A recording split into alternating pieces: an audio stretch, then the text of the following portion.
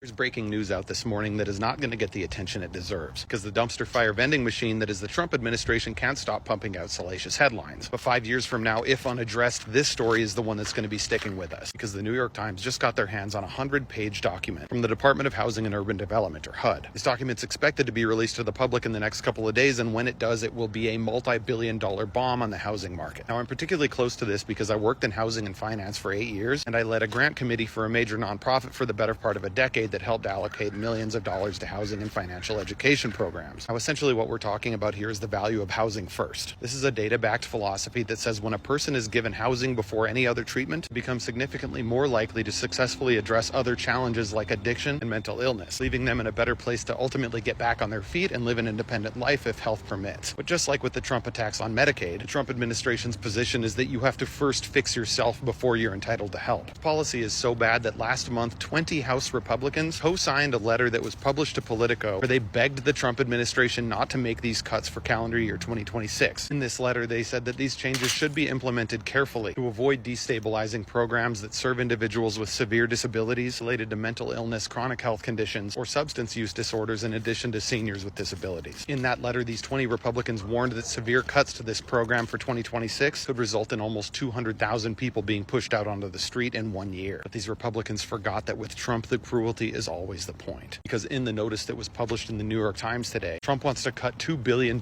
from Housing First programs, a full 2/3 of the budget. And those cuts would take effect in January, less than 2 months from now, to a program that has been the North Star for housing since 2009. Now, normally cuts this size would have to go through Congress, but they're getting around this because they aren't actually cutting the $2 billion. They're reallocating it from Housing First programs to sobriety and mental health programs. And these programs kick people out after 2 years. Essentially, what the Trump administration is telling people is you have to get healthy and sober on your own in order to earn the right to housing assistance, and then after 2 years you're pushed back out into the world with the expectation that nothing ever goes wrong again. Now, if this sounds malicious and doomed to fail, yes, exactly. Because this policy was effectively written for the Trump administration by the Cicero Institute, a far-right think tank led by a billionaire who just happened to co-found Palantir with Peter Thiel. Now, you can look up the Cicero Institute on your own, but I can guarantee you nothing good comes from them. Put a very fine point on it, the lobbyist from the Cicero Institute said Housing First expects too much of people by assuming everyone was ready for housing. Ready for housing? What's the alternative to housing? Prison?